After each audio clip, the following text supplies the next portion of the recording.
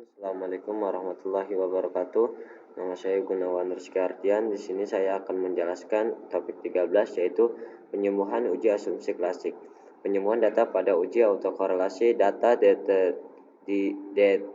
teridentifikasi terhadap gejala autokorelasi.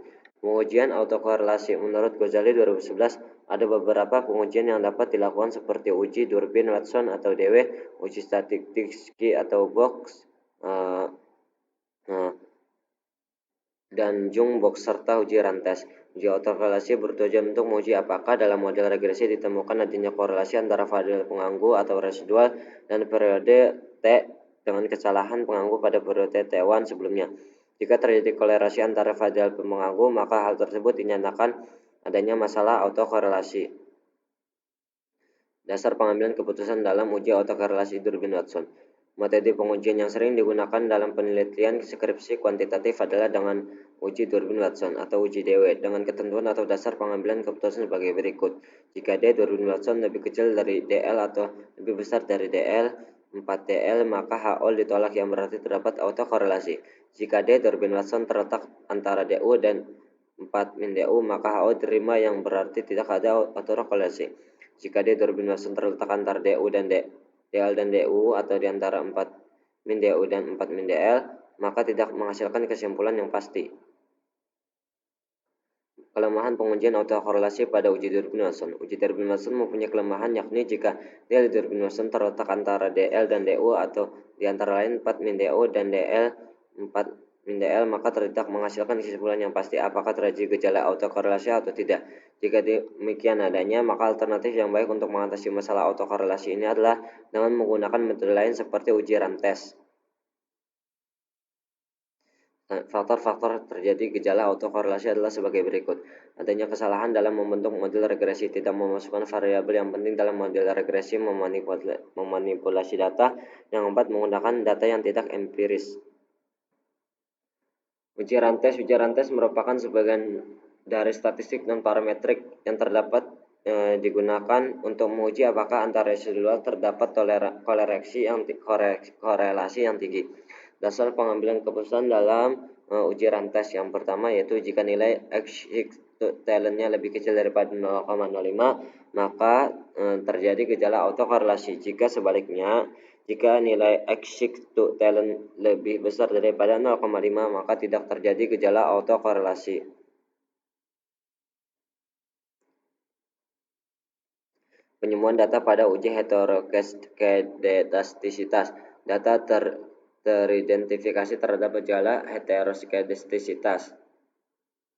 Solusi alternatif untuk mengatasi gejala heteroskedastisitas dalam model regresi. Dalam kasus pengujian heteroskedastisitas dalam uji Glatzer sering lain terdapat gejala heteroskedastisitas. Begini cara yang perlu digunakan agar model regresi terbebas dari gejala heteroskedastisitas.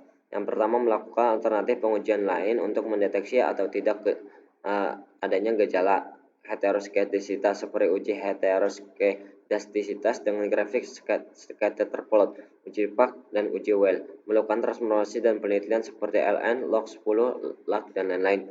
Melakukan outlier terhadap data ekstrim. Jika diperlukan, maka kita boleh menambah sampel baru sebaran data menjadi lebih bervariasi atau beragam. Langsung aja kita ke data SPSS-nya. Nah, di sini ada data SPSS-nya, yaitu langsung aja kita klik analyze. Nah, kita klik regression, regression, kita klik linear. Nah, klik linear, kita dimasukin data dependennya ini IHSG, Y. Nah, lalu kita data dependent S-nya kita masukin kurs X1 yang ini dan SBI yang ini S2.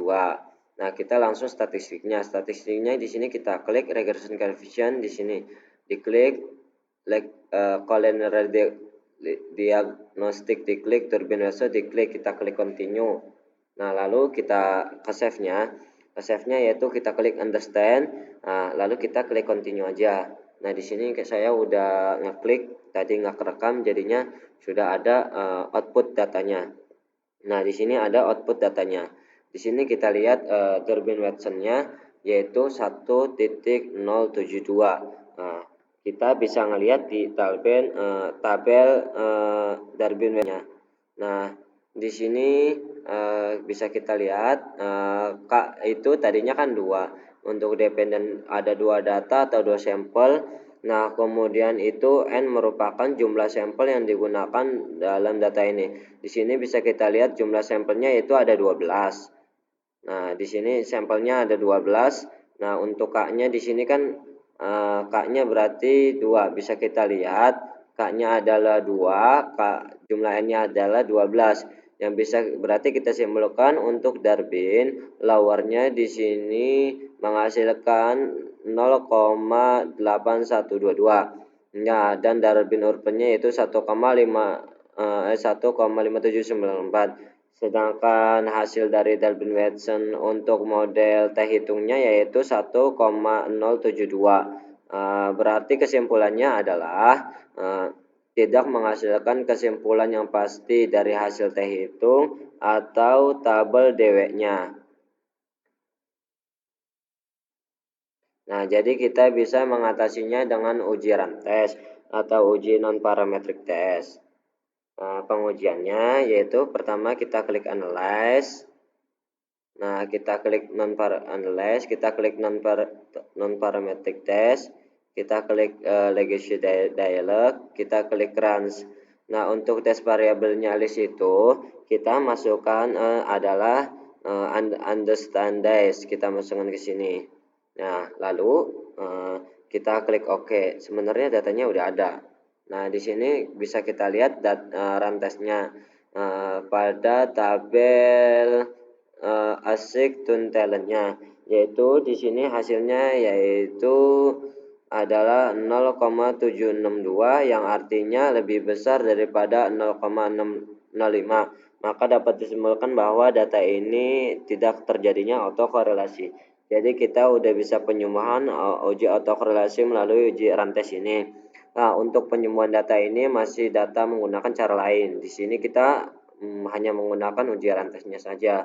Untuk tugas pertemuan 13 mungkin itu saja yang bisa saya sampaikan. Wallahumma fiqil aqwa mitorik. Assalamualaikum warahmatullahi wabarakatuh.